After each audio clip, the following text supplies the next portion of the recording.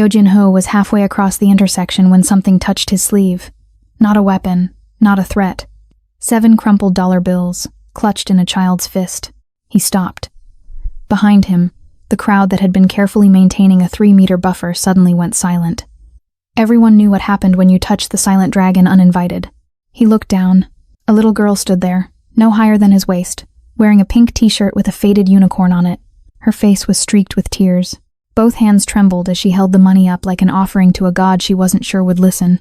"Please," she whispered, voice breaking. "This is all I have." Jinho's security detail moved immediately.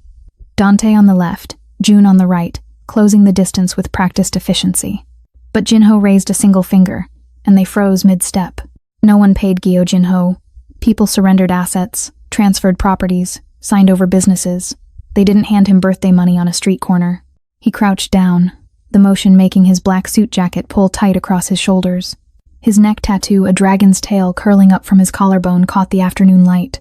The heavy gold chain around his neck swung forward, eye level with her now. "What do you want, kid?" She swallowed hard, trying to find her voice. "I want you to help me," she said, "because everyone else is too scared." That made him pause. The city's international district operated on fear. Fear kept order. Fear kept business running. Fear kept children far away from men like him. She leaned closer, and he could see her hands weren't just shaking, they were clenched so tight her knuckles had gone white. "They said if I talked to anyone, my mom wouldn't come back." That's when he noticed. The sleeve of her pink shirt had a small tear near the shoulder. Her shoes were scuffed, laces frayed, and she kept glancing to her left, toward the alley entrance, like someone might be watching. Jinho slowly took the $7, not because he needed it, not because it meant anything in the currency of his world, but because whatever this child was about to ask was worth far more than money. "Stay with me until the end." Because what this little girl said next shocked even a man who thought he'd seen every kind of desperation. Before we dive into this tale of justice, rate this video on a scale of 1 to 10 inches, the comments be honest. Does the cover art catch your eye? Now, let's get started. Jinho had been running the Korean district for 8 years. He'd built his empire on 2 unbreakable principles. Honor your word, and never touch the innocents. His territory stretched from the waterfront to the business corridor, and everyone who mattered knew the rules. You paid your debts on time, you kept family out of business, and you never brought chaos into his streets. That Thursday afternoon started like clockwork. Jinho was leaving the Golden Lotus, his legitimate front, a high-end restaurant where he met with district leaders and settled accounts. Protection fees, loan collections, the usual transactions that kept the district stable and his operation untouchable. His black Mercedes S-Class waited at the curb, engine humming, while Dante and June flanked the entrance like statues carved from violence. The neighborhood understood the rhythm. When Jinho emerged at 4 p.m. sharp, people found somewhere else to be. Shop owners suddenly remembered inventory to check in the back. Mothers steered their children toward different sidewalks. The smart ones crossed the street before he even looked their way. But this little girl didn't cross the street. She didn't run. She walked directly toward him with those 7 bills clutched in her small fist like they could buy salvation. Jinho had seen desperate people before. Grown men who'd gambled away their livelihoods. Business owners buried in debt to rival syndicates. Informants selling secrets for one more day of breathing. Desperation had a scent, a posture, a way of making people reckless. This was different.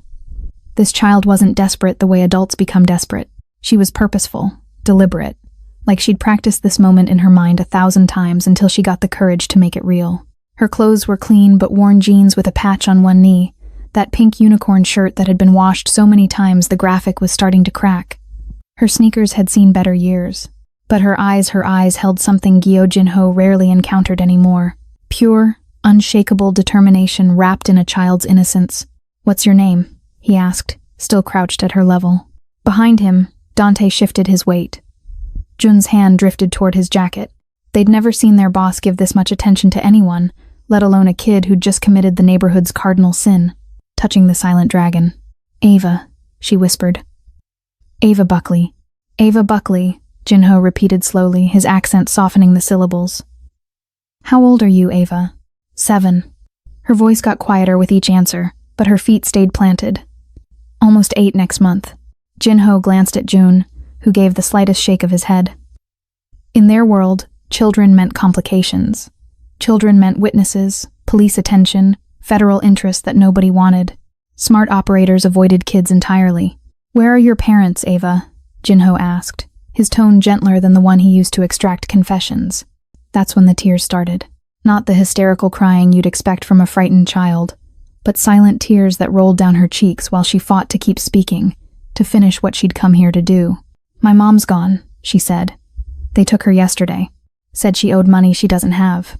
Jinho felt something cold and familiar settle in his chest, the same feeling he got before making decisions that changed the map of the city. "Who took her?" Ava looked over her shoulder again, scanning the street like shadows might have ears. "The bad men. Really bad men. They said if she didn't pay, she'd never see me again." She held up the $7 again, and Jinho could see they were worn soft from being folded and unfolded. Probably every bit of birthday money she'd received, saved and counted, until she decided it was enough to hire the devil himself. "These bad men," Jinho said carefully, his eyes never leaving hers. "What did they look like?" Ava wiped her eyes with the back of her hand. Tall, mean faces. One had a scar right here. She touched her own eyebrow. Another one had rings on every finger. They drove a black van with tinted windows. Jinho's jaw tightened imperceptibly. He knew exactly who she was describing. Silas Vane's crew had been expanding aggressively for months, stepping on territories, running predatory loan schemes, making the district unstable. But targeting single mothers? Taking someone's parent? That was a violation of the oldest rule in the underworld. "Ava, where's your dad?" Jinho asked, though he already suspected the answer from the worn-out shoes and the way she'd said "my mom" instead of "my parents."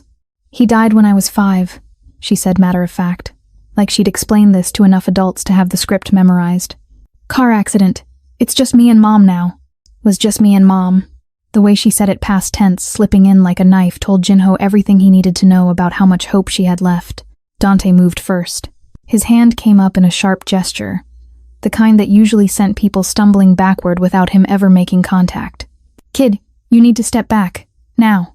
June circled to the right, positioning himself between Ava and Jinho with the fluid efficiency of someone who'd spent years as a human shield. "Go find your parents. This isn't a place for children." But Ava didn't move. She stood there on the sidewalk, feet planted shoulder-width apart like she'd decided this spot was hers and the entire world would have to work around it. The $7 remained extended in her small fist, shaking but determined. "I said move."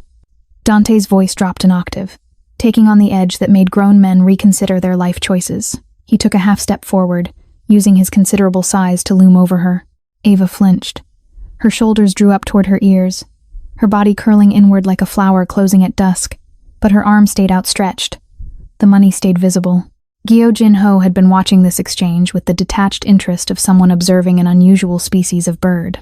In 8 years of running the district, he'd seen people react to his presence in predictable ways. They ran. They bowed. They averted their eyes and found urgent business elsewhere. Children, especially children, had instincts that adults had learned to ignore. They felt the danger radiating off him like heat from asphalt in summer, and they fled. This child was either remarkably brave, or had reached a level of desperation that overrode every survival instinct her young brain possessed. June reached out, not roughly, but with clear intent to guide Ava away by the shoulder. "Come on, let's find." "Stop." One word. Barely above conversational volume, but Dante and June froze like someone had cut their power supply. Years of working under Jinho had taught them that the quieter his voice got, the more attention they needed to pay. Jinho raised his right hand, index finger extended in a gesture so minimal that anyone not watching closely would have missed it. But his men understood the language of small movements, the vocabulary of violence and restraint that existed in the space between action and stillness. Dante stepped back immediately, hands moving to a neutral position at his sides. June withdrew his reaching hand and pivoted to create a wider perimeter, eyes already scanning the surrounding area for threats while his boss handled whatever this was. The sidewalk traffic had stopped entirely now. Pedestrians formed a cautious semicircle at a safe distance, close enough to witness but far enough to scatter if things turned violent. Some held their phones up, probably recording, probably already composing social media posts about the silent dragon and the little girl who'd either earned herself a story or a funeral. Jinho looked at the child for a long moment. He could see the calculation in her eyes, the way she was trying to figure out if his bodyguard stopping meant she'd won some small victory or if she'd just made things worse. Her chin trembled, but she kept it raised, proud, desperate, terrified. All of it visible in the way her jaw clenched. He moved then, with the deliberate slowness of someone who understood that sudden movements near frightened creatures usually ended badly. His knees bent, his weight shifted, and he lowered himself down to the dirty concrete sidewalk. The crowd murmured. Somewhere behind him, he heard someone suck in a sharp breath. Jinho didn't kneel. Not for business associates, not for elders, certainly not for strangers on street corners. Men who controlled empires stayed on their feet. Kneeling was vulnerability. Kneeling was weakness. But he knelt anyway. His expensive suit pants made contact with the grime-stained pavement. His black jacket pulled tight across his shoulders as he settled into a crouch that put him at eye level with Ava Buckley. The motion made his white dress shirt gap open at the collar, revealing more of the intricate dragon tattoo that started somewhere on his back and wound its way up his neck in scales of black and gray ink. The thick gold chain around his neck swung forward, catching the afternoon sunlight and throwing small reflections across his chest. Up close, Ava could probably see details that the adults in the crowd couldn't. The small scar above his left eyebrow where someone had gotten lucky with a broken bottle 15 years ago. The slight asymmetry of his nose from where it had been broken and reset imperfectly. The absolutely unwavering focus in his dark eyes. The kind of attention that most people only experienced right before something terrible happened to them. But nothing terrible was happening. He simply looked at her, this tiny human in her faded pink unicorn shirt and scuffed shoes, and waited. "What do you want, kid?" His voice was different now. Not soft. Exactly, Jinho didn't do soft, but stripped of the commanding tone he used when moving pieces around his district like chess pieces. This was the voice of someone asking a genuine question and actually caring about the answer. Ava's mouth opened, closed. Her breathing had gone rapid and shallow, the adrenaline of the confrontation catching up with her now that the immediate danger seemed to have passed. The $7 shook more violently in her grip. She swallowed hard, trying to find words that had seemed so clear when she'd practiced this conversation in her head. "I need help." "Help with what?" "My mom." The words came out in a rush now, like a dam breaking. "They took my mom and the police won't do anything and the neighbors say they can't get involved and I don't have anyone else and someone said you were the person who fixes problems and I have money." She thrust, the bills toward him again. "It's not a lot, but it's everything I have and I'll get more somehow. I can do chores or..." "Slow down." Jinho's hand came up. Palm out, the universal gesture for pause. "They took your mom." "Who's they?" Ava's eyes went wide, and for the first time since approaching him, genuine fear flickered across her face. Not fear of him, fear of something else. Someone else. She glanced over her left shoulder toward the alley entrance. Then to her right, scanning the small crowd that had gathered, looking for faces she recognized, faces that might report back that she'd broken the rules, that she'd told someone when she'd been explicitly instructed not to. When she looked back at Jinho, her voice had dropped to barely above a whisper. "They said if I told anyone, she wouldn't come home." Jinho noticed it then, the details he'd been too far away to see when she first approached. Her pink sleeve had a small tear near the shoulder seam, the fabric pulled apart like someone had grabbed her roughly. The knuckles of her right hand, the one not holding the money, showed faint bruising, greenish yellow, a few days old. And that constant vigilance, that over-the-shoulder checking, spoke to someone who'd learned that danger could come from any direction at any time. This wasn't just a child whose mother had disappeared. This was a child who'd been threatened, warned, possibly hurt. Something cold and sharp crystallized in Jinho's chest. It was a feeling he recognized from years ago, before he'd learned to keep his emotions separate from business. Before he'd understood that caring about people made you vulnerable. Before he'd become the silent dragon. He reached out slowly, telegraphing the movement, and gently closed her small fist around the $7. Not taking the money, not refusing it, just acknowledging it existed. "Tell me about the bad men," he said quietly. "Tell me everything." Ava's voice came out small and fractured, like she was assembling the story from broken pieces she'd been trying to fit together for days. "Mom cleans houses. Rich people's houses in the hills. She works really hard, sometimes 12 hours, and her back hurts and her hands get all red from the chemicals. But she always says it's okay because it's honest work." Jinho nodded slightly, encouraging her to continue. Around them, the crowd had grown larger but quieter. Everyone straining to hear what could possibly make the silent dragon kneel on a sidewalk. 3 weeks ago, she needed money for my school supplies, and for medicine because I got sick. Ava's eyes dropped to the pavement, shame coloring her cheeks. "It was my fault. I got the flu and we had to go to the clinic and they said we needed antibiotics and those cost a lot and... Not your fault, Jinho interrupted gently but firmly. Keep going. Ava looked up at him, surprised by the certainty in his voice, then continued. A man came to our building. He was wearing a nice suit, kind of like yours but not as nice. He had rings on all his fingers, gold ones. And he smiled a lot, but his eyes didn't smile. You know what I mean? Jinho knew exactly what she meant. He'd seen 1,000 predators wear pleasant masks while their eyes calculated profit margins in human suffering. He told Mom he could lend her money. $500. Said she could pay it back whenever she could. No rush. He understood how hard it was for single mothers. Ava's hands clenched tighter around the $7. Mom said no at first. But then I got worse, and the clinic said I needed the medicine, or I might have to go to the hospital. And hospitals cost even more, so she said yes. She took the $500. Jinho said. It wasn't a question. She took it. And she paid back $50 every week, just like they agreed. I know because I saw her counting the money every Sunday night, making sure she had enough. Ava's voice gained strength as she recounted this part. Pride in her mother's diligence evident. She paid $300 back already. 300 out of 500. Just 200 left. Jinho felt the cold thing in his chest grow colder. He knew where this was going. He'd seen this particular scam run a dozen different ways across his district, though he'd strictly forbidden his own people from engaging in it. Predatory lending was bad for business. It destabilized neighborhoods, created desperation, drew law enforcement attention. But more than that, it violated the second principle that governed his empire: never touch the innocents.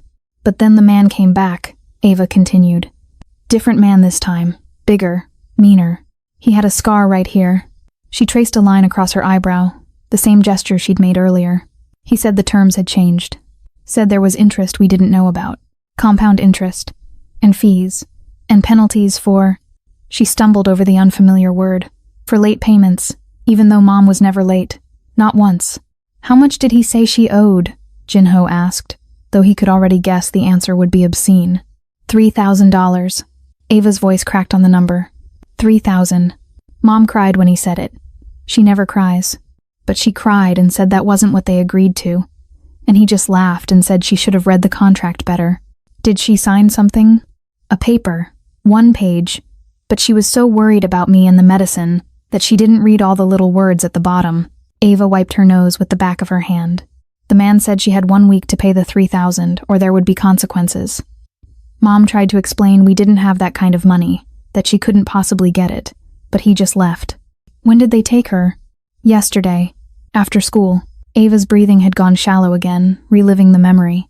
I was doing homework at the kitchen table and Mom was making dinner spaghetti. She makes really good spaghetti, and someone knocked on the door. Mom looked through the peephole and her whole face went white. She told me to go to my room and lock the door and not come out no matter what I heard. Jinho could see her hands trembling now, the $7 crumpling further in her grip. But I didn't go. I hid behind the couch instead. 3 men came in when Mom opened the door. The one with the scar, another one with gold teeth, and a tall one who didn't say anything, just stood there looking scary. The scar man said the week was up and she hadn't paid. Mom said she tried to get the money but nobody would lend to her, and he said that was unfortunate because Mr. Vain didn't like being disappointed. Silas Vain, Jinho said quietly, the name tasting like poison on his tongue. Ava nodded quickly. That's the name. They said it a lot. Said Mr. Vain had been very generous, giving her time, and now she needed to come with them to work off the debt. Mom said no, said she had a daughter, but they just grabbed her arms. She fought them. Pride and anguish mixed in Ava's voice. My mom's strong. She kicked one of them really hard. But there were 3 of them and the tall one put his hand over her mouth and they dragged her out. Did you see which way they went? Black van. No windows in the back. They put her in there and drove away. Ava's eyes filled with tears again. Before they closed the door, the scar man looked right at where I was hiding. He knew I was there the whole time. He said, Your mom will be home when the debt is paid. You tell anyone about this, police or neighbors or teachers, and you'll never see her again. Mr. Vain has ways of knowing. She pulled her arm back and thrust the 7 crumpled bills toward Jinho again, this time with desperate urgency. This is all I have. It's my birthday money from Grandma before she died, and some I saved from lunch by not eating sometimes. It's only $7, and I know it's not enough. I know it's not even close to 3,000, but people say you're powerful. People say you can do things nobody else can. People say you're the bad guy. Her voice broke on those last words, and she looked directly into Jinho's eyes with an intensity that belonged to someone much older. Please be the bad guy for me. Please. I don't need you to be good or nice or anything else. I just need you to be strong enough to bring my mom home. The street had gone completely silent. Even the ambient noise of the city seemed to have faded, leaving just this moment, this child, this offer. Gyo Jinho looked at the $7 being offered to him like they could purchase salvation. In his world, he commanded six-figure transactions with a nod. He controlled territory worth millions. Men paid him protection fees that would make Ava's eyes water. $7 was less than the cost of the coffee sitting in his car's cup holder. But he understood what she was really offering.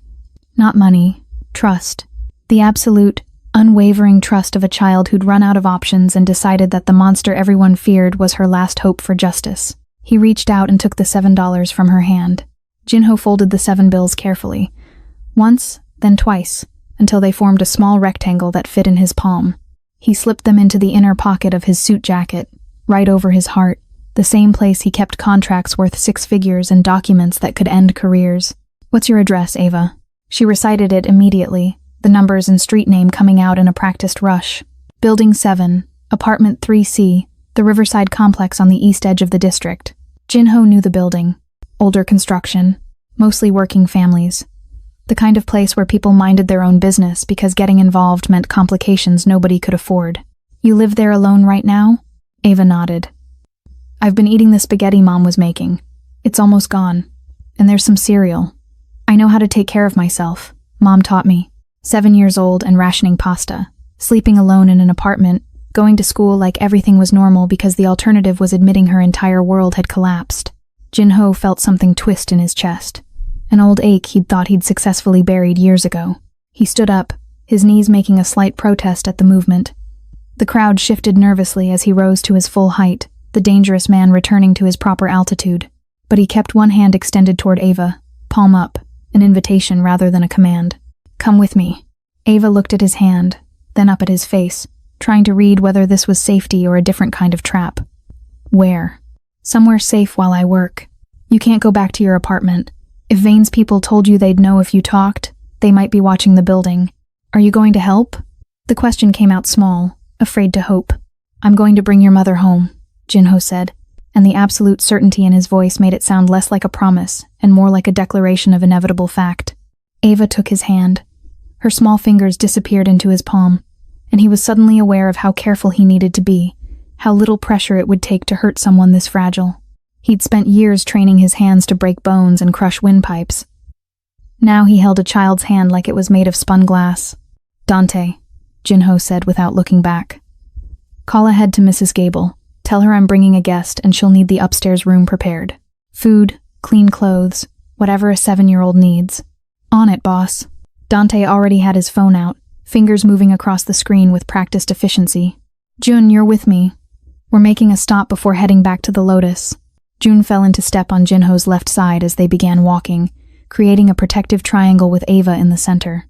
The crowd parted immediately, people pressing themselves against storefronts and ducking into doorways to clear a path. Some stared openly, others carefully studied their shoes. A few phones were definitely recording, which meant by tonight, the whole district would know that the silent dragon had taken a child under his protection. Good. Let them know. Let the word spread. Let it reach Silas Vane's ears that he'd made a catastrophic miscalculation. The Mercedes was only half a block away, but Jinho moved slowly, matching his stride to Ava's shorter legs. She walked close to him, her shoulder almost brushing his leg, like proximity to his bulk could shield her from whatever threats might be watching from the shadows. Mr. Jinho? Her voice was quiet, meant only for him. Just Jinho is fine. Jinho, how do you know you can get my mom back? What if they already hurt her? What if she's...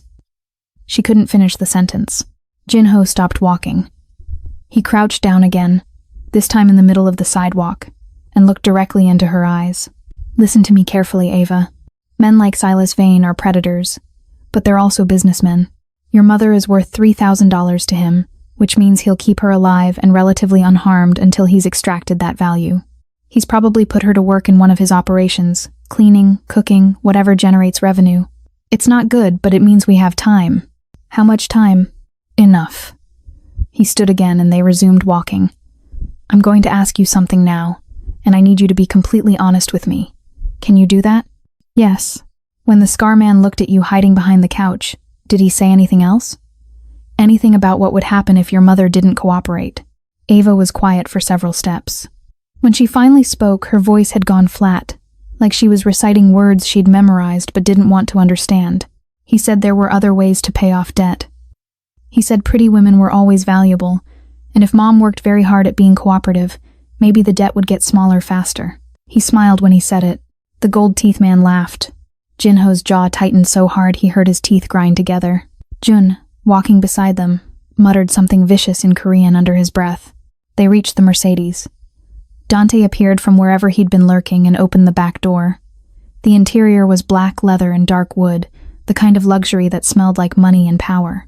Jinho helped Ava into the back seat, then slid in beside her while Jun took the front passenger seat and Dante moved to the driver's position. Mrs. Gable's expecting us in 20 minutes, Dante reported, pulling smoothly into traffic. She's already preparing the room. Jinho nodded, then pulled out his phone. He scrolled through contacts until he found the name he wanted. Raymond Cho, his head of intelligence. The phone rang twice before a crisp voice answered. Boss. Raymond, I need everything you have on Silas Vain. Current operations, known locations, crew roster, daily patterns. I want it on my desk in 2 hours. There was a slight pause on the other end. Raymond knew better than to ask questions during operations, but the tone in Jinho's voice clearly signaled that this wasn't routine business. Vain's been on our radar for months. He's expanding fast, running predatory loans through the South End, some protection rackets, possibly trafficking. We've been tracking 3 main locations he uses. Trafficking, Jinho repeated. Elaborate. Rumors mostly, but consistent ones. Women disappearing from the periphery neighborhoods, always ones with debt, always ones without family connections who might make noise.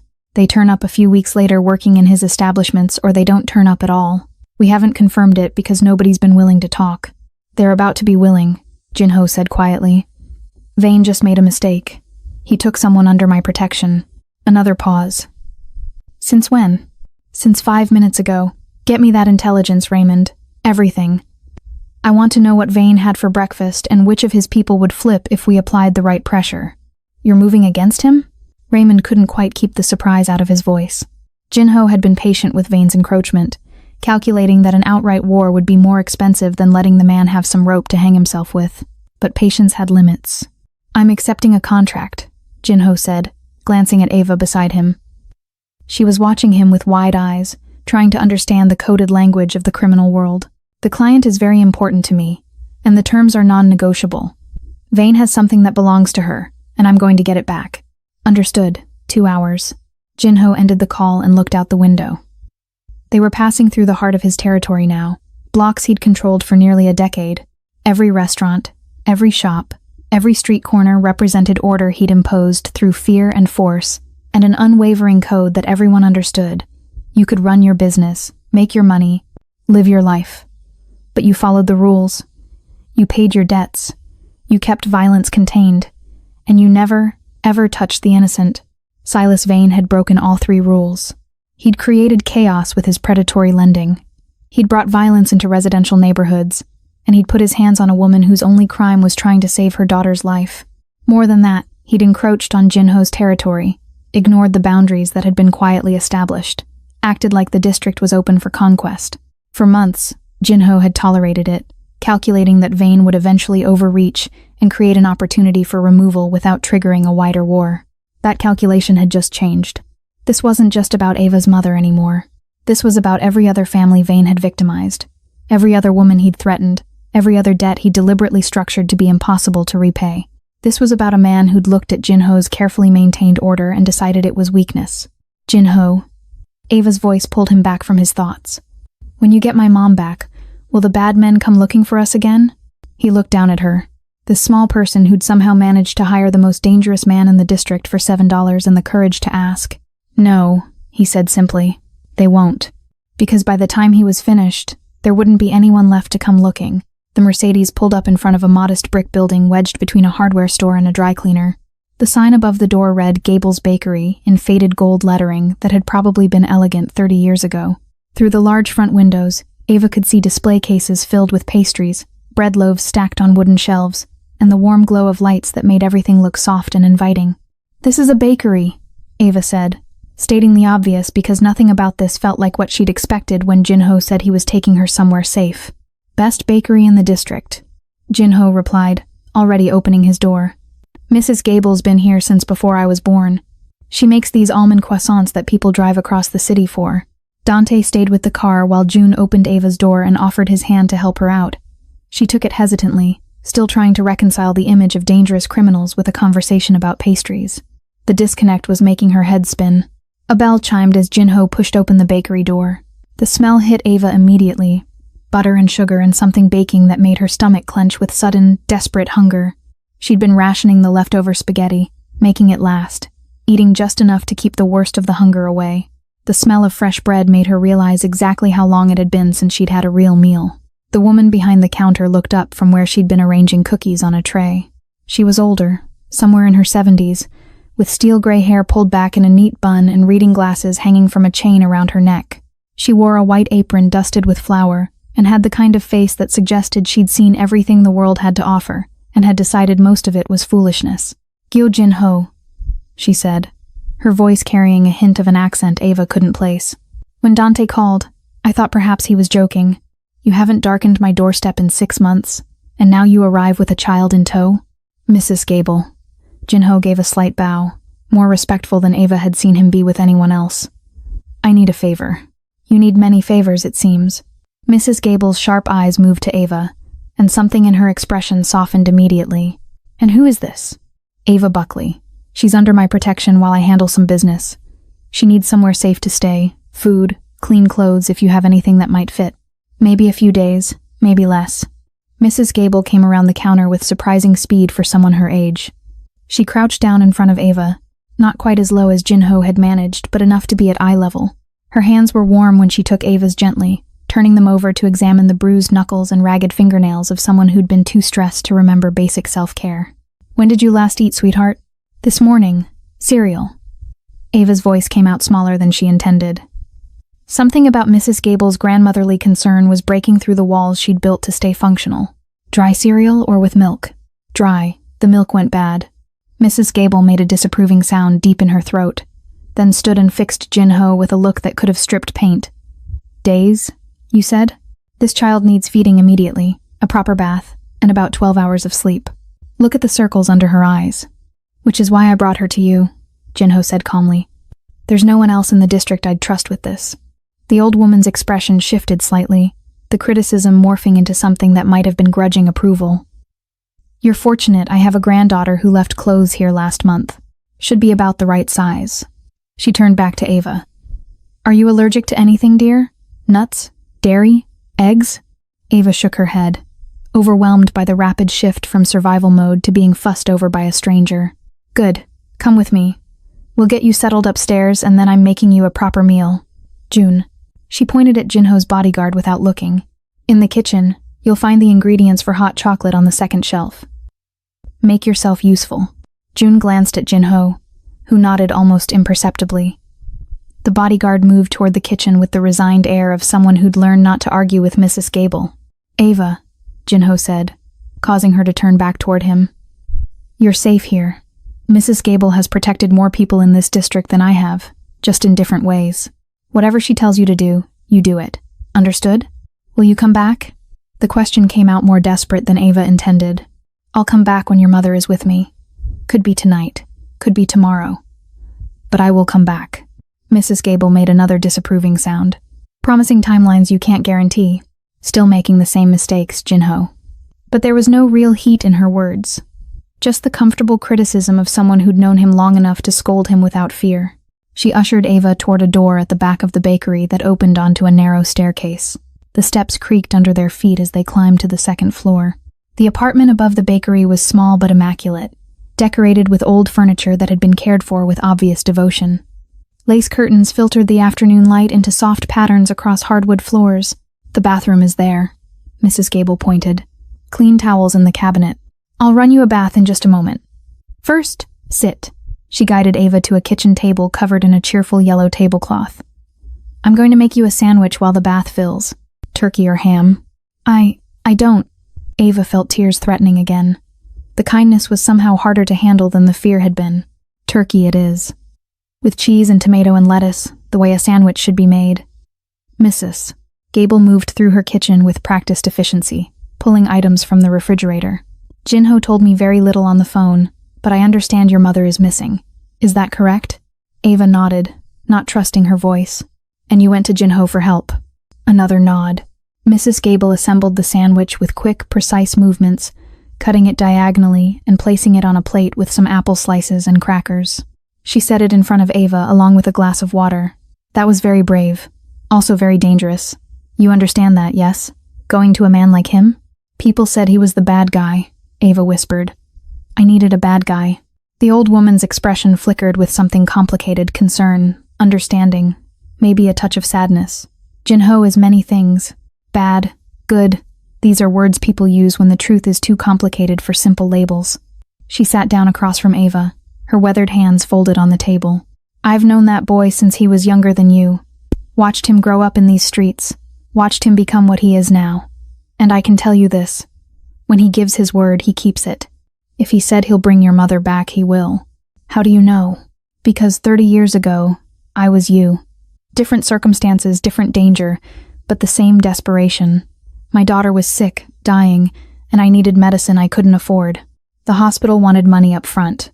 I went to the man who controlled this district back then. Jinho's predecessor. A terrible man, truly terrible. But he helped me, and my daughter lived. Mrs. Gable's eyes grew distant with memory. Jinho learned from him, but he also learned what not to be. He has rules, that one. Lines he won't cross. Taking care of those who can't protect themselves, that's one of his rules. Ava picked up half the sandwich and took a bite. The flavors exploded in her mouth, the salt of the turkey, the sharp cheese, the crisp lettuce. She hadn't realized how hungry she was until she started eating. The sandwich disappeared in minutes. Mrs. Gable smiled and stood to start preparing another. I thought so. When did you last have a proper meal? Before Mom. Ava couldn't finish. Well, you're having proper meals now. I'm going to run that bath, and while you soak, I'll make some soup. Real soup, not the canned nonsense. And there are fresh cookies cooling if you're still hungry after. She disappeared into the bathroom, and Ava heard water beginning to run. June appeared from downstairs carrying a steaming mug of hot chocolate, which he set carefully on the table before retreating without a word. Ava wrapped her hands around the warm mug and looked around the apartment. There were photographs on the walls, Mrs. Gable with various people, spanning decades. A younger version of her with a little girl who must have been her daughter. Family gatherings, the bakery at different stages of its life. One photo caught Ava's attention. It showed Mrs. Gable, probably 20 years younger, standing in front of the bakery with a teenage boy. The boy was tall, already broad-shouldered, with dark hair and an awkward expression like he wasn't sure what to do with his face for the camera, but his eyes were unmistakable.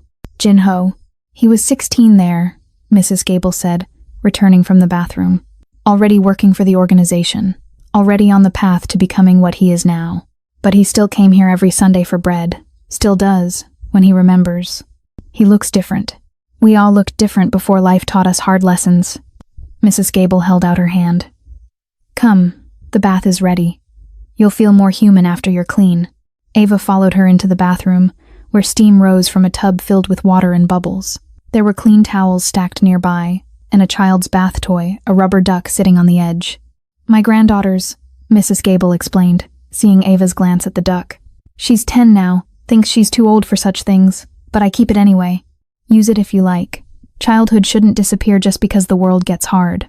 She closed the door, leaving Ava alone in the warm, safe space. Ava undressed slowly and sank into the hot water, feeling 3 days of tension begin to unknot from her muscles. The tears came then, finally. Properly not the desperate tears of fear, but the exhausted tears of someone who'd been holding everything together and could finally let go. Outside the bathroom door, she could hear Mrs. Gable moving around the kitchen, humming softly while she cooked.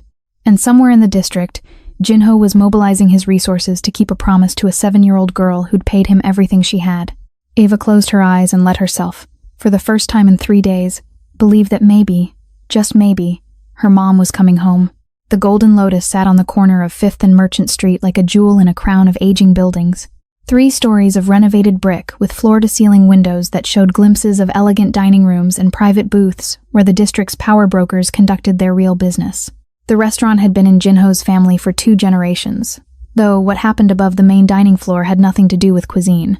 Dante pulled the Mercedes into the private garage beneath the building, a reinforced space that could hold 8 vehicles, and had enough security cameras to make a casino jealous.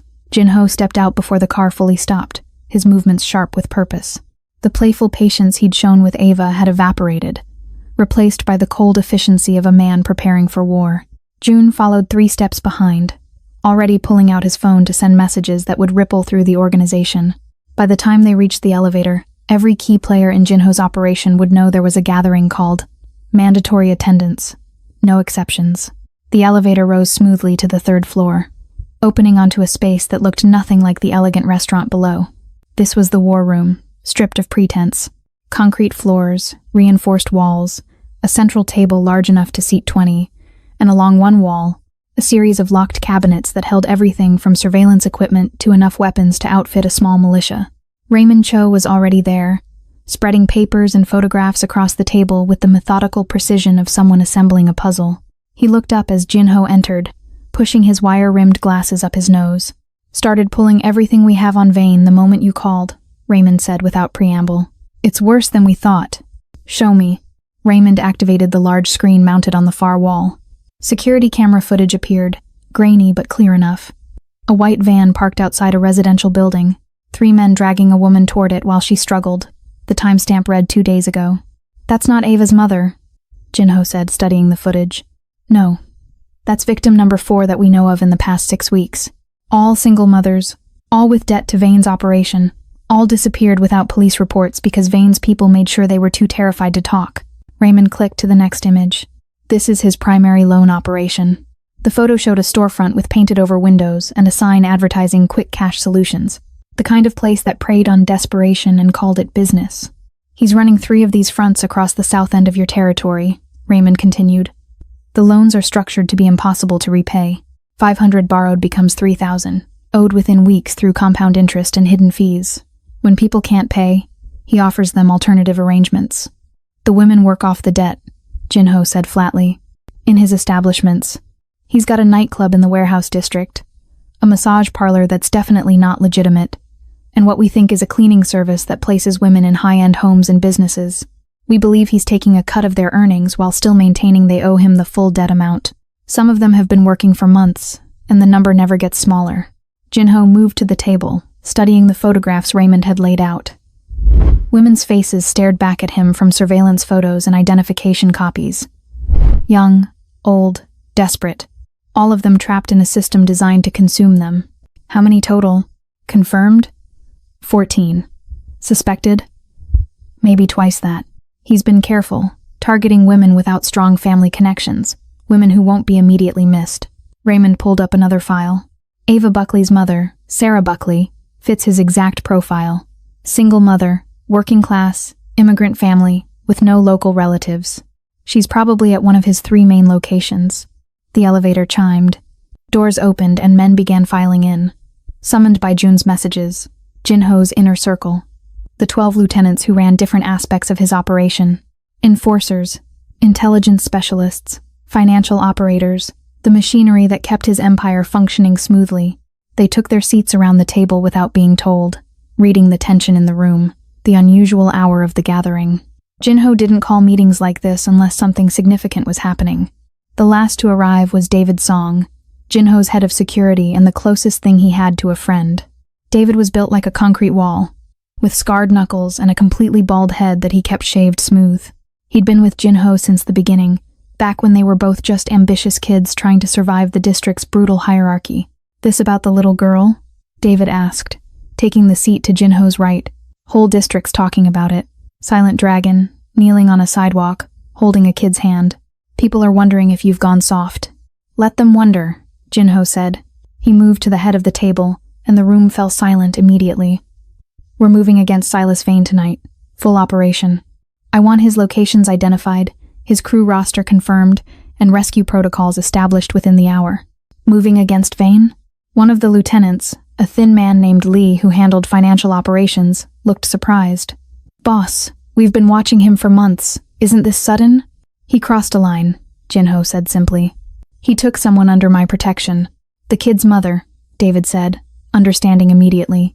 The kid's mother, Jinho confirmed, along with at least 13 other women that we know of. Vain's been running a predatory lending scheme that violates every rule we've established for this district. He's bringing heat, creating chaos, and targeting innocents. That ends tonight. Raymond pulled up a map on the screen. 3 locations marked in red. These are Vain's known operation centers. The nightclub, the massage parlor, and what we believe is a residential facility where he keeps some of the women. We don't know which one holds Sarah Buckley. Then we hit all 3 simultaneously, Jinho said. That's a lot of exposure, Lee cautioned. 3 teams, 3 locations, all moving at once. If any of them call for backup or alert the police. They won't have time, David interjected, already seeing where Jinho was going with this. Fast, hard, surgical, in and out before anyone realizes what's happening. Exactly. Jinho moved to the weapons cabinet and keyed in the code. The door swung open, revealing racks of tactical gear. We go in quiet, extract the women, and neutralize anyone who resists. No unnecessary violence, no collateral damage. This is a rescue operation, not a massacre. And Vain himself? Raymond asked. Jinho pulled out a tactical vest, began strapping it over his white dress shirt. The contrast was striking expensive fabric and lethal equipment, the duality of his existence made visible. Vain is mine. Raymond, where is he right now? Last known location was the warehouse near the old textile factory. He uses it as an office, conducts his higher-level business there. It's separate from the 3 locations where he keeps the women. So 4 locations total, David said, running calculations in his head. We're spreading thin. We have the manpower, Jinho said, checking the vest straps. He kept the gold chain around his neck, the weight of it familiar against his skin. Some men wore symbols of their faith. Jinho wore symbols of his power. 3 extraction teams, 1 assault team for Vain's warehouse. I lead the assault. David, you coordinate the extractions. David nodded, already pulling the tactical gear he'd need from the cabinet. Jinho turned to face his assembled lieutenants, the men who'd followed him through years of territorial disputes and power struggles. I'm not going to pretend this is about business. It's not. A 7-year-old girl paid me $7 to bring her mother home, and I accepted the contract. That makes it personal. That makes it honor. He let the words settle, watching recognition dawn on their faces. In their world, honor meant everything. It was the currency that mattered more than money, the force that held their organization together when fear and greed alone would have torn it apart. Silas Vain preys on single mothers because he's a coward who can't fight real men. Jinho continued, his voice hard as steel. He hides behind contracts designed to trap desperate people, uses their children as leverage, and thinks our tolerance means weakness. Tonight, we show him exactly how wrong he is. What about the police? Lee asked. 4 simultaneous operations, women being moved around, Vain's people probably armed. This could draw serious attention. Let it, Jinho said. I've already reached out to Detective Harris. He's been trying to build a case against Vain for months but can't get witnesses willing to talk. By the time we're done, he'll have 14 witnesses ready to testify, and enough evidence to bury Vain's entire operation legally. We do the rescue. The law handles the cleanup. Raymond raised an eyebrow. You're working with the police? I'm giving them what they need to do their jobs while ensuring the women get home safe tonight instead of waiting for the justice system to slowly grind through its process. Harris gets his case, the women get their freedom, and Vain gets what he deserves. David was already suiting up, checking weapons and comm equipment. Rules of engagement? Minimal force unless met with lethal resistance. Our goal is rescue, not revenge. We get the women out, we secure evidence for the police, and we make it absolutely clear that Silas Vain is finished in this district. Jinho pulled a tactical jacket over his vest but left it unzipped, the gold chain still visible. But if Vain himself resists, if he puts those women at risk, if he makes this harder than it needs to be. He didn't finish the sentence. He didn't need to. Everyone in the room understood that Jinho operated by a code, followed rules that kept their world from descending into complete chaos. But that code had boundaries, and Silas Vain had crossed them all. We move in 2 hours, Jinho said. Gear up, brief your teams, and meet at the staging points Raymond will assign. This operation is called Homecoming. By sunrise, every one of those women returns to their families. The room erupted into controlled motion, men moving to equipment lockers, phones coming out to coordinate with their teams. the machinery of Jinho's organization shifting from routine operations to tactical deployment. Jinho stood at the head of the table, watching his people prepare for war, and thought about a little girl sitting in a bakery, believing that the bad guy could save her mother. He wasn't going to let her down. The old textile factory squatted in the industrial district like a monument to decay, 5 stories of brick and broken windows, surrounded by a chain-link fence that hadn't been maintained in years. The kind of building that city planners kept meaning to demolish but never quite got around to, leaving it to serve newer, darker purposes. Jinho crouched in the shadows across the street, watching the building through night vision binoculars. 2 guards at the main entrance, visible in the green-tinted darkness. Sloppy posture, cigarettes glowing in the night, assault rifles held with the casual grip of men who'd never actually had to use them in a real fight. South entrance has 3 more. David's voice crackled through the earpiece. Loading dock is clear, but the door's chained from inside. Roof access looks possible through the fire escape on the east side. How many total inside? Jinho asked, lowering the binoculars. Raymond's thermal imaging shows approximately 15 bodies. Most concentrated on the 3rd floor, probably Vane's office level. 4 on ground floor, scattered patrol pattern. Basement shows 3 signatures might be where they're keeping the women. Jinho processed the information with the cold calculation of someone who'd planned dozens of similar operations. 15 against his team of 8. Not terrible odds, especially considering the quality difference. Vane's crew were street thugs playing at being soldiers. Jinho's team were professionals who'd trained together for years. Extraction teams are in position at the other locations, David continued. Waiting for your signal. Tell them to hold. We go simultaneous at 0200. That's, Jinho checked his watch, 12 minutes. June materialized from the darkness to Jinho's left, moving with the silent precision of someone who'd made an art form of not being noticed. Roof access confirmed. Fire escape is rusty but stable enough. I can have the door breached in under 30 seconds. Good. You take point on roof entry with Quan and Dimitri. David, you're with me and Hero through the south entrance. Dante holds the perimeter with Lee. Make sure nobody runs and no reinforcements arrive. The team acknowledged with quiet confirmations, spreading out to their assigned positions. Jinho checked his gear one final time, tactical vest secure, comms functioning. The retractable baton at his hip that he preferred over firearms when precision mattered more than overwhelming force. The gold chain still hung around his neck, tucked inside his tactical jacket now, a reminder of the promise he'd made. The minutes ticked down in silence. Jinho controlled his breathing, slowing his heart rate, entering the focused calm that came before violence. He'd learned long ago that the men who survived combat weren't the ones fueled by rage or adrenaline. They were the ones who could stay cold, analytical, who could see the field like a chessboard and move accordingly. His radio crackled. All teams in position, David reported. Extraction Alpha ready, Extraction Beta ready, Extraction Gamma ready, awaiting your signal, boss. Jinho looked at the factory one more time. Somewhere in that building, Sarah Buckley was being held against her will, probably terrified, probably believing that her daughter was alone in the world. He thought about Ava sitting in Mrs. Gable's apartment, trusting that the bad guy would keep his word. All teams, this is Jinho. Operation Homecoming is go. Execute. The world shifted into motion with practiced efficiency. Jun and his roof team were already climbing, their dark forms barely visible against the night sky. David and Hero moved toward the south entrance from opposite angles. Jinho approached the main entrance directly, no longer bothering with stealth. The 2 guards noticed him when he was 20 feet away. One of them straightened, hand moving toward his rifle. Hey, this is private property. You need to... Jinho closed the distance before the sentence finished.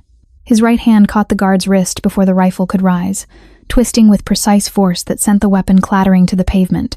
His left elbow drove into the man's solar plexus, folding him forward, and Jinho's knee came up to meet his descending face. The guard dropped like a puppet with cut strings. The second guard managed to actually raise his weapon, but David appeared from the shadows and delivered a spinning kick that caught the rifle's barrel, sending it skyward. The guard's finger must have been on the trigger because a burst of gunfire split the night, rounds disappearing harmlessly into the air. David followed through with a precise strike to the carotid artery, and the guard crumpled. So much for quiet, Jinho muttered, pulling the main door open. Alarms would be going off inside now, the element of surprise compromised. All teams were loud, execute fast. The factory's interior was a maze of industrial equipment and empty floor space. Rust and graffiti covered everything, and the air smelled like mold and chemical residue. Jinho moved through it with Hero flanking him, their footsteps echoing in the cavernous space. A door burst open to their right, and 3 men rushed out, armed with various weapons, a baseball bat, a crowbar, one with an actual machete. Street brawlers, the kind who relied on intimidation and numbers rather than skill. Jinho didn't slow down. The first man swung the baseball bat in a wide arc that telegraphed its trajectory seconds before impact. Jinho ducked under it, stepped inside the man's guard, and drove a palm strike into his sternum that sent him stumbling backward into a concrete pillar. The machete came next, a wild slash that had power but no control. Jinho caught the wrist, redirected the momentum, and used the man's own force to slam him face first into the ground. The machete skittered away across the floor. Hero handled the crowbar fighter with brutal efficiency, blocking the overhead strike and countering with a series of rapid blows to the liver and kidney that left the man gasping and useless. "Ground floor clear," David's voice reported through the earpiece. "Moving to basement level. Copy. We're heading to 3rd floor for Vain." The stairwell was narrow and dark, lit only by emergency lighting that cast everything in red shadows. Jinho took the stairs 2 at a time, hearing chaos erupting above as Jun's team breached from the roof. Gunfire. Shouts. The crash of furniture being overturned.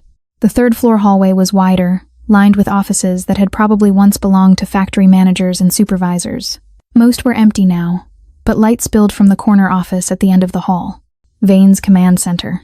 2 guards blocked the hallway, these ones looking more professional than the street thugs below. Ex-military maybe, or at least trained beyond basic street fighting. They raised their weapons in a proper defensive stance. Jinho's radio crackled. "Boss, we've got the basement. 7 women including your target. All alive, some injuries but nothing critical. We're extracting now." Relief flooded through Jinho, but he kept his expression neutral. "Copy that, David. Get them out into the safe houses. Make sure Sarah Buckley knows her daughter is safe." "Understood." The guards in front of Vane's office were getting impatient. "That's far enough," one of them said. "Turn around and walk away while you still can." "Can't do that," Jinho replied calmly. "Your boss has something that doesn't belong to him. I'm here to collect." The guards exchanged glances, then opened fire. Jinho was already moving, diving behind an overturned desk that previous occupants had left in the hallway. Bullets chewed through the cheap wood, but the metal frame held. Hero went the opposite direction, using a door frame for cover and returning fire with controlled 3-round bursts that forced the guards to duck. Jinho pulled a flashbang from his vest, armed it, and threw it in a high arc that landed directly between the 2 guards. The explosion of light and sound in the enclosed hallway was devastating. Both men staggered, blinded and disoriented. Jinho moved through the aftermath like a ghost. A precise strike to the temple dropped the first guard instantly. The second managed a wild swing with his rifle, but Jinho caught it, twisted, and used the weapon's own strap to pull the man off balance before delivering an elbow strike that ended the fight. The door to Vane's office stood open now, and Jinho could hear voices inside. He recognized one of them immediately, the smooth, oily tone of a man who'd built his empire on exploiting the desperate. "Tell you to move the product tonight." The silent dragon's making his move, which means we need to. Jinho kicked the door fully open and stepped inside. The office was surprisingly upscale for abandoned factory. Expensive furniture, probably stolen or bought with blood money, a massive desk with computer equipment, and behind it, Silas Vain. Vain looked exactly like the type of predator Jinho had expected. Mid-40s, expensive suit worn with the carelessness of someone who bought them regularly, gold rings on every finger catching the light. His face had the cruel handsomeness of a man who'd learned early that his looks could disarm people before he destroyed them. 2 more guards flanked him, but Vain raised a hand to stop them from drawing weapons. "Gyo Jinho," Vain said, leaning back in his chair with false casualness. "I was wondering when you'd finally grow a spine and come see me yourself. Where's Sarah Buckley? The cleaning woman?" Vain smiled, showing too many teeth. "She's working off her debt, just like we agreed. Very diligent worker, actually. Begged me on her knees to let her go. Said she had a daughter waiting. It was almost touching." He paused, the smile widening. "Almost." Jinho felt the cold thing in his chest turn to ice. "You enjoyed it, watching her beg." "I enjoy all aspects of my business, Jinho. That's what separates successful entrepreneurs from failures. You have to appreciate every part of the process." Vain gestured casually. "Besides, she signed a contract. Legal and binding. She owes me $3,000, and one way or another I'll collect. Your contract is void. Your operation is finished. Right now, my people are extracting every woman you've trapped in your little scheme." The police will have enough evidence to bury you legally, and everyone in this district now knows you targeted innocents under my protection.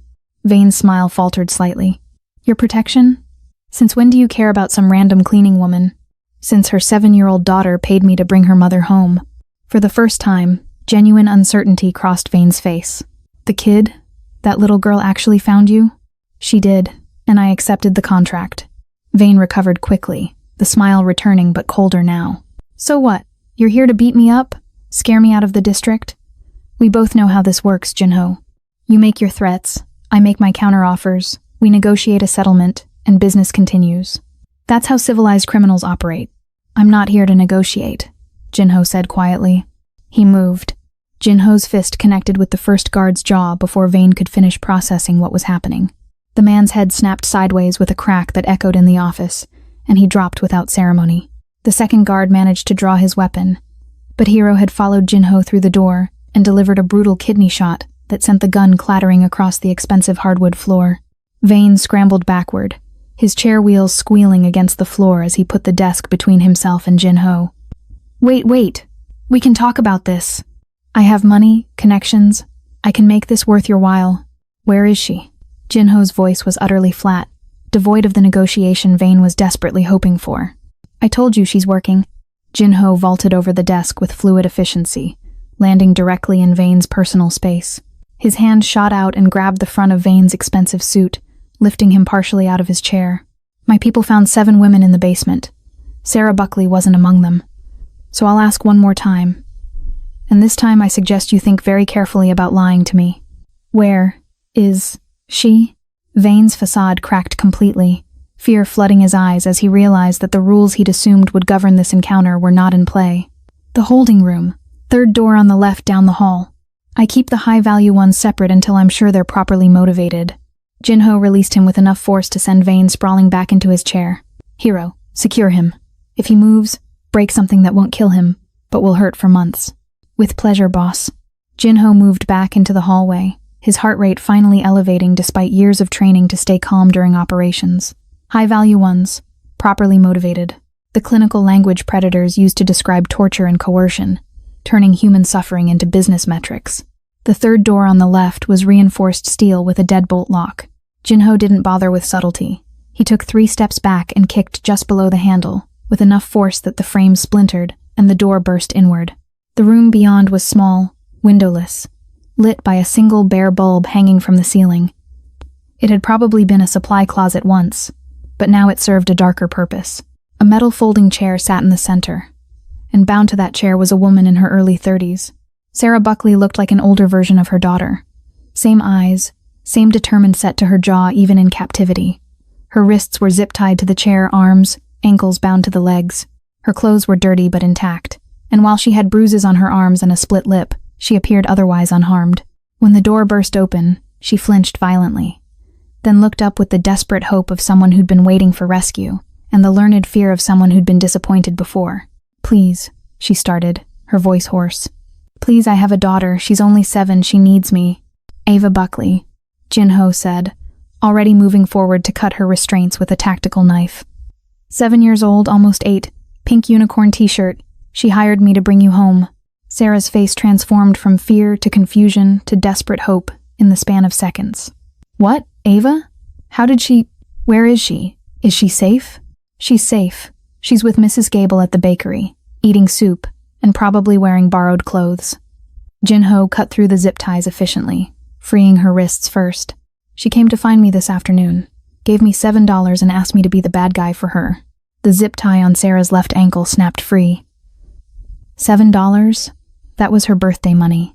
She was saving it for her. Her voice broke. My baby went to a crime boss because I got us into this mess. You didn't get into anything, Jinho said, freeing her other ankle. You were targeted by a predator who specializes in trapping desperate people. That's not a mistake on your part. It's a crime on his. He helped her stand, steadying her when her legs wavered from hours of sitting bound in one position. Can you walk? I think so. How long? What day is it? Thursday. You've been gone about 36 hours. Sarah's hand went to her mouth. Ava's been alone for a day and a half? Oh God, she must be terrified. Did she eat? Did she go to school? Does she? She's resilient, scared, but functional. She rationed your leftover spaghetti and kept going to school because she knew that's what you'd want her to do. Jinho guided her toward the door. You raised a remarkably brave kid, Miss Buckley. Mrs. Buckley, actually. I kept the name after. She paused, processing. You said she hired you? Officially, yes. I accepted her contract, which means you and Ava are now under my protection. Silas Vane's operation is finished as of tonight, and anyone who works for him or thinks to continue his business model will find themselves having a very short and very unpleasant conversation with me. They emerged into the hallway where Hero was maintaining position outside Vane's office. Sarah saw the unconscious guards, the bullet holes in the walls, the evidence of violence that had secured her freedom, and something hardened in her expression. The man who took me, she said quietly. The one with the scar and the rings. Is he here? Jinho studied her face, seeing not fear now but cold anger. He's in the office. Why? Because he told me what would happen if I didn't cooperate. He explained in very specific detail how he'd make sure Ava ended up in the system, how he had connections in social services, how even if I got free, I'd never see my daughter again. Sarah's hands clenched into fists. He laughed while he said it, like the idea of traumatizing a 7-year-old was funny to him. Jinho felt the ice in his chest crystallize into something sharp and final. There were degrees of evil in his world, gradations of sin that he'd learned to navigate with pragmatic detachment, men who killed over business disputes, thieves who stole to survive, enforcers who used violence because it was the only language they'd ever learned. Then there were men like Silas Vane, men who enjoyed the suffering, who laughed at mothers begging for their children, who turned cruelty into entertainment. Stay here with Hero, Jinho said to Sarah. I need to finish something. He walked back into Vane's office. The man was still in his chair, hands zip-tied behind his back now, Dante having appeared at some point to assist with the restraint. Vane's earlier bravado had completely evaporated, replaced by the calculating desperation of a cornered predator trying to find an escape route. Jinho, listen, we can work something out. Vane started immediately. I have offshore accounts, property holdings, information on half the criminals in this city. I can be useful to you. More useful alive than dead.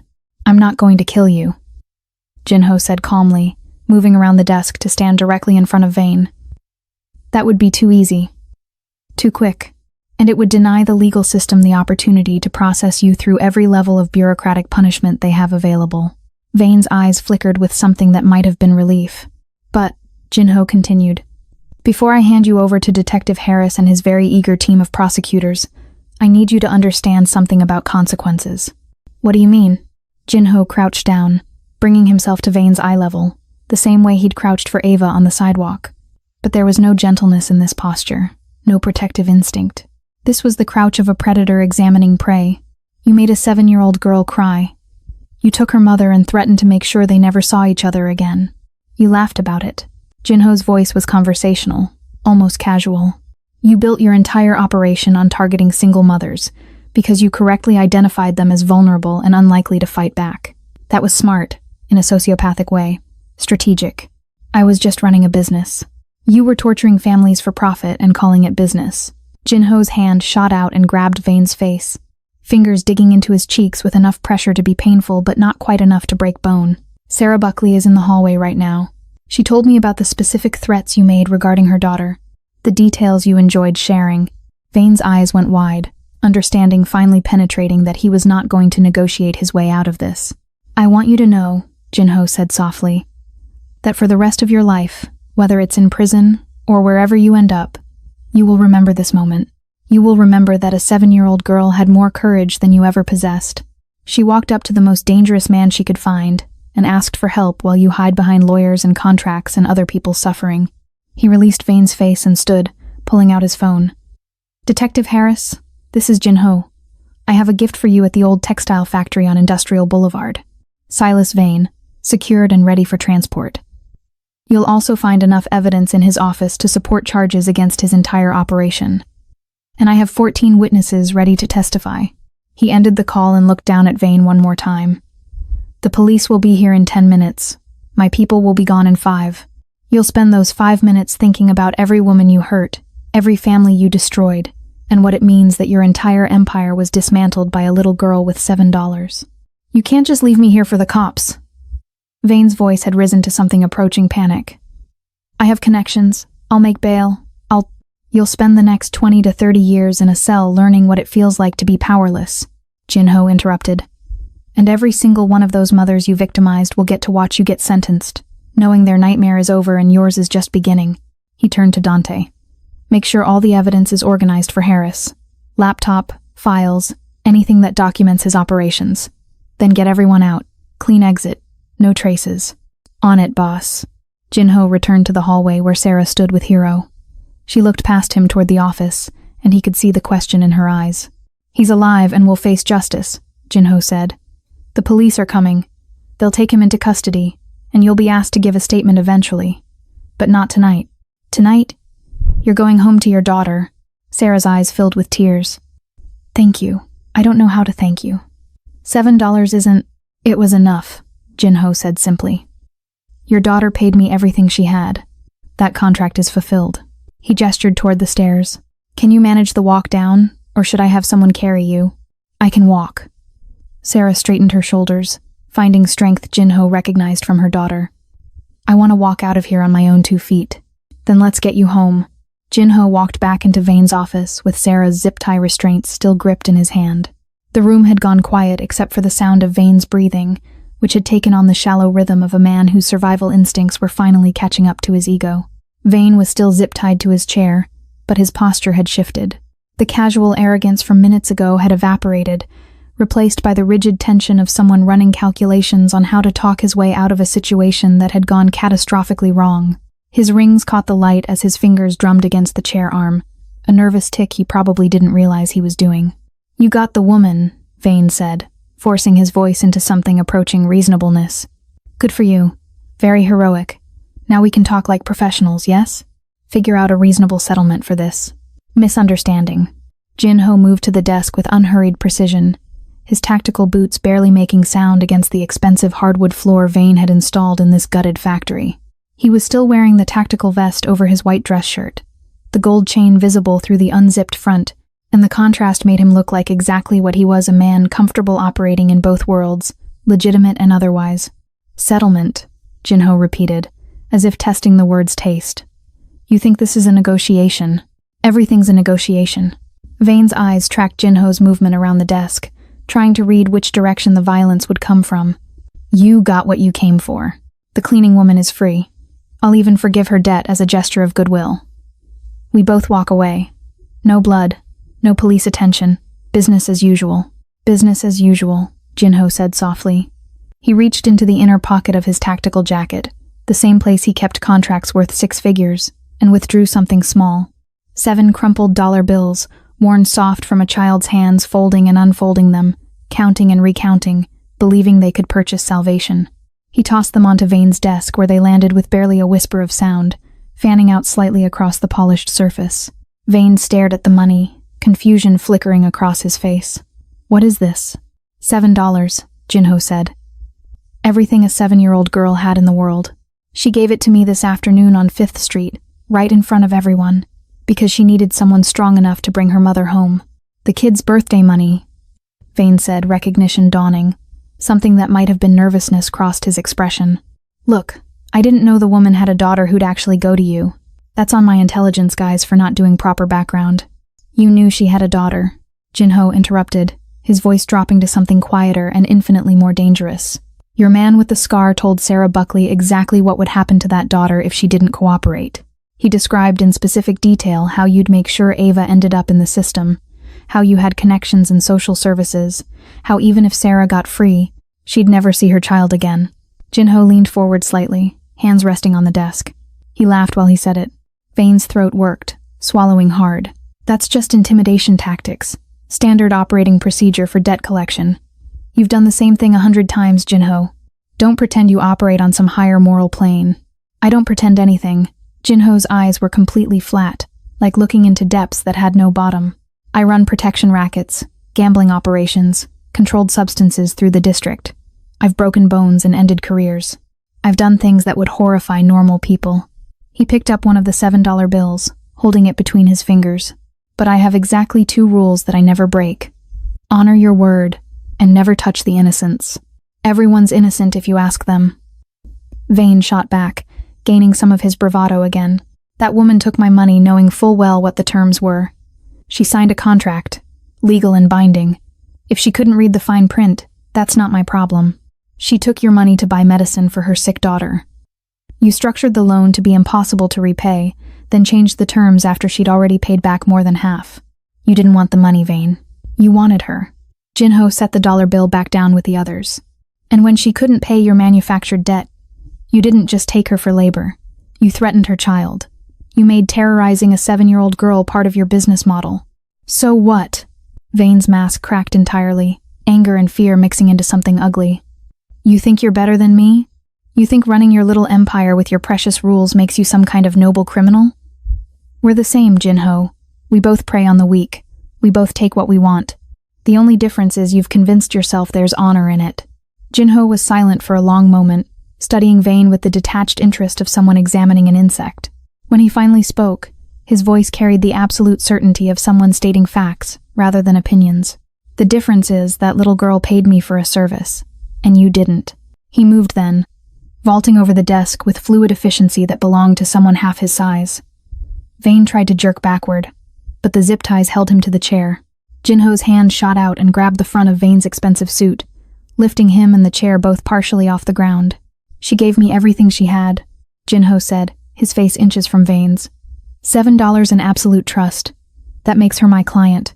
That makes this a contract, and I always honor my contracts. He released Vain, letting him and the chair crash back to the floor.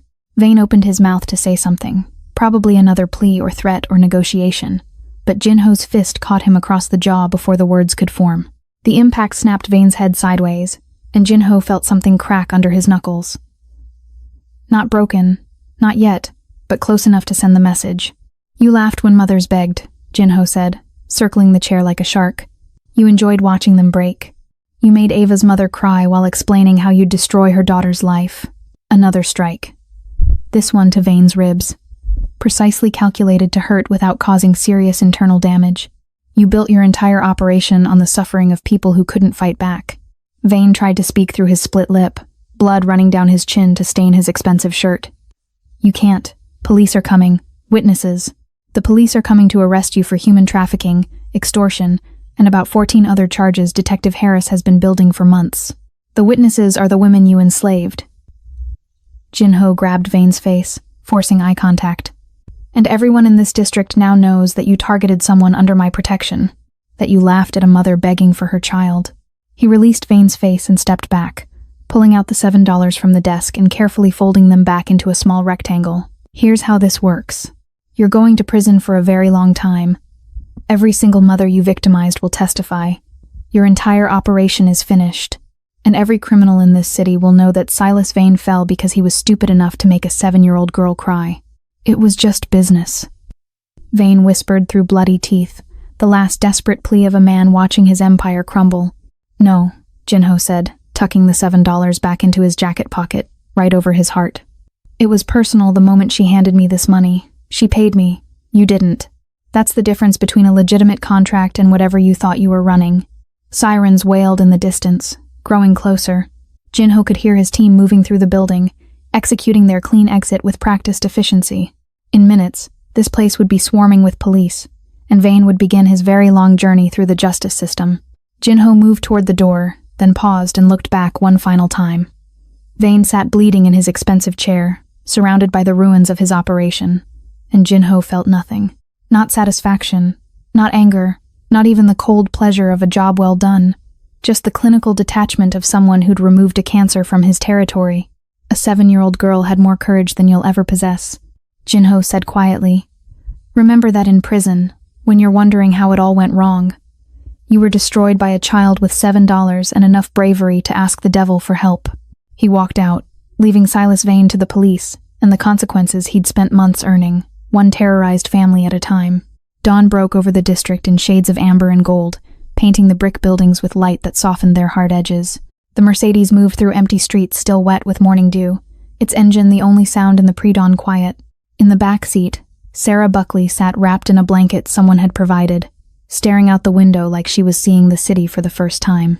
Jinho watched her from the corner of his eye, noting the way her hands gripped the blanket's edges, the slight tremor that ran through her shoulders every few minutes. Shock, probably, mixed with exhaustion and the aftermath of adrenaline.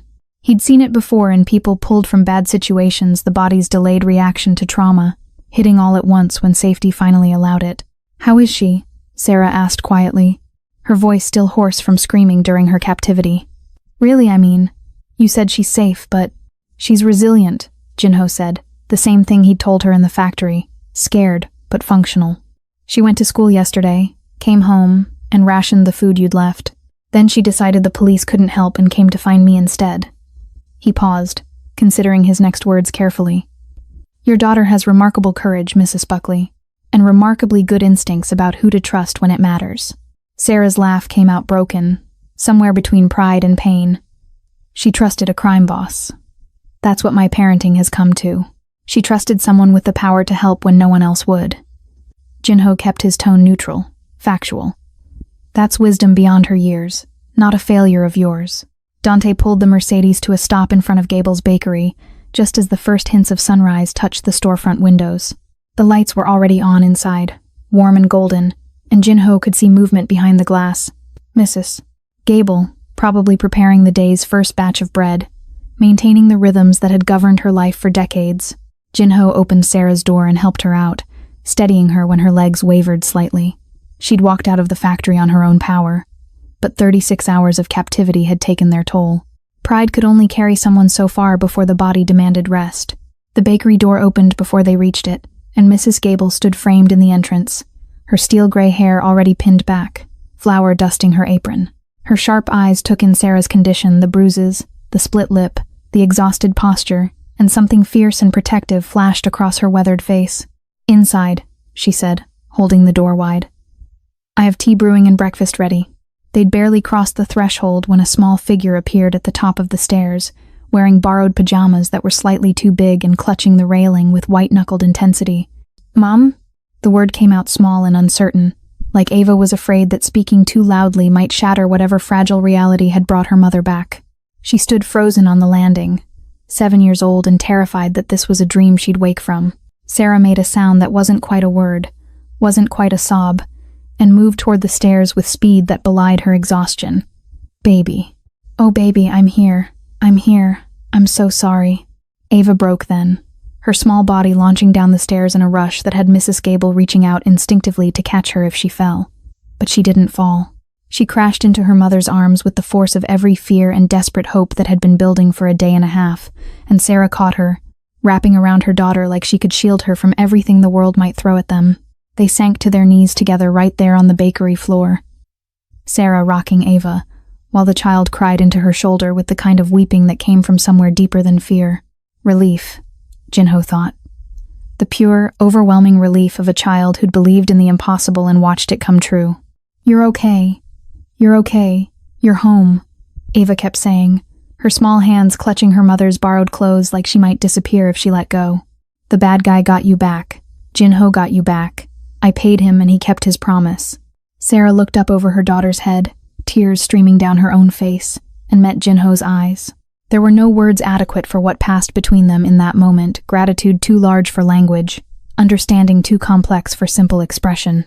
She mouthed something that might have been thank you, but Jinho shook his head slightly. The contract had been with Ava. The debt, if any existed, was hers to acknowledge. Mrs. Gable moved past them with practiced efficiency, disappearing into her kitchen and returning with 2 mugs of tea and a plate of fresh pastries. She set them on the nearest table, then touched Sarah's shoulder with gentle firmness. "Come," she said. "Sit, eat, cry if you need to, but do it while getting some food in you both. I won't have anyone collapsing in my bakery from hunger." Sarah managed a watery laugh and let Mrs. Gable help them both to their feet and guide them to the table. Ava refused to let go of her mother's hand, even when Sarah tried to reach for the tea, so they managed the awkward dance of eating and drinking one-handed while maintaining their death grip on each other. Jinho stood near the door, suddenly aware that he was intruding on something private and profound. This moment belonged to them, mother and daughter, reunited, beginning the long process of healing from trauma that would leave scars even if it didn't leave visible wounds. He turned to leave, hand already on the door handle, when a small voice stopped him. "Wait." Ava had released her mother's hand and was standing now, walking toward him with the same determined stride she'd used when approaching him on 5th Street. Her eyes were red from crying, her borrowed pajamas ridiculous on her small frame, but her shoulders were back and her chin was raised.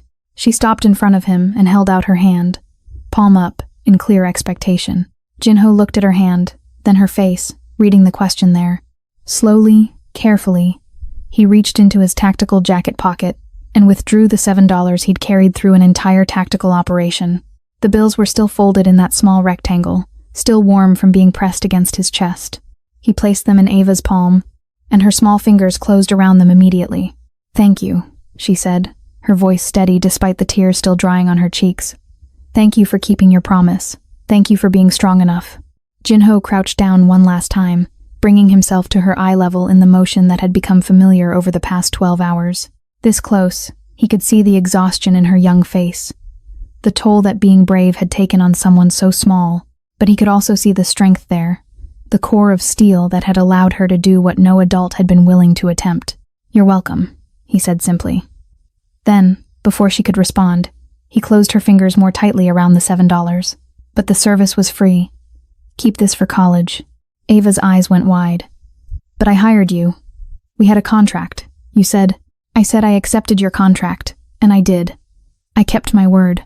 Your mother is home safe, and the man who took her will never hurt anyone again." Jinho's expression softened slightly, something that might have been a smile trying to find its way to the surface. "But the payment isn't required. You gave me something more valuable than money, Ava. You reminded me why I have the rules I have, why some lines should never be crossed." He stood, the motion final, and looked at Sarah. "Mrs. Gable will help you get settled. New apartment if you want it, in a building where Vane's people will never find you. A different job if cleaning houses doesn't feel safe anymore. Whatever you need to start over, to feel secure again, you have my word. It will be arranged." "We can't afford," Sarah started, but Jinho raised a hand gently. "It's not charity. It's part of the contract your daughter negotiated. She hired me to bring you home safe. Safe means more than just extracted from immediate danger. It means secure, stable, able to build a life without fear."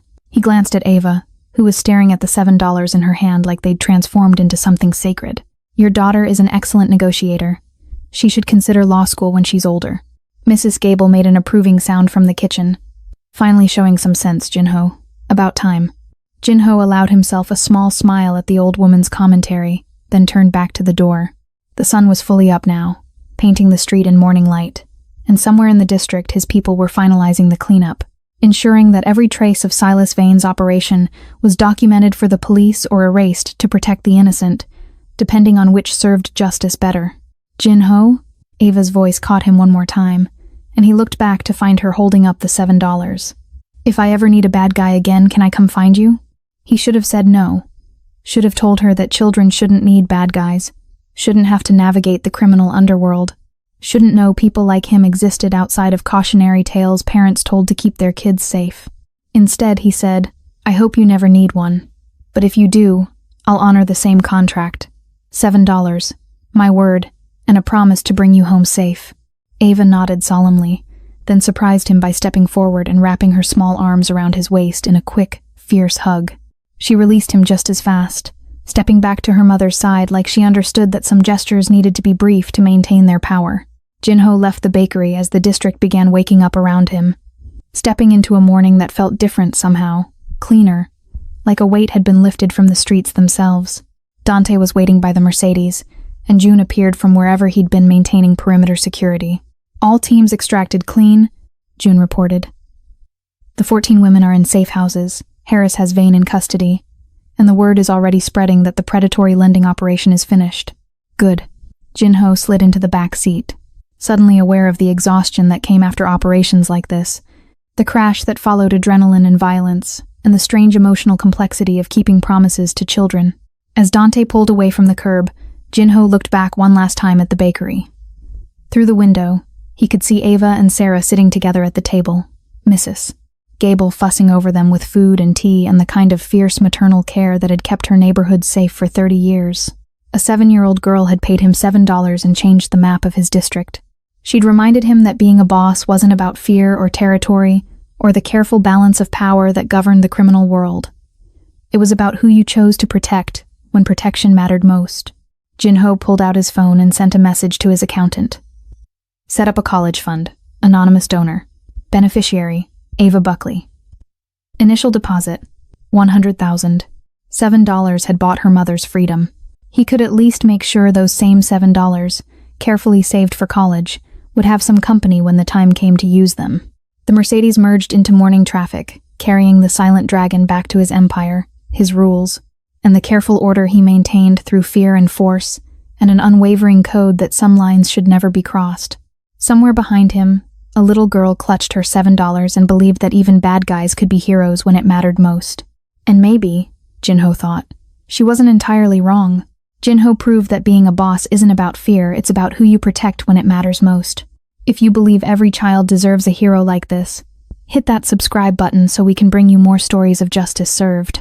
And drop a comment telling us, would you have had the courage to do what Ava did? Sometimes the bravest thing is knowing when to ask for help, even from the most unlikely sources.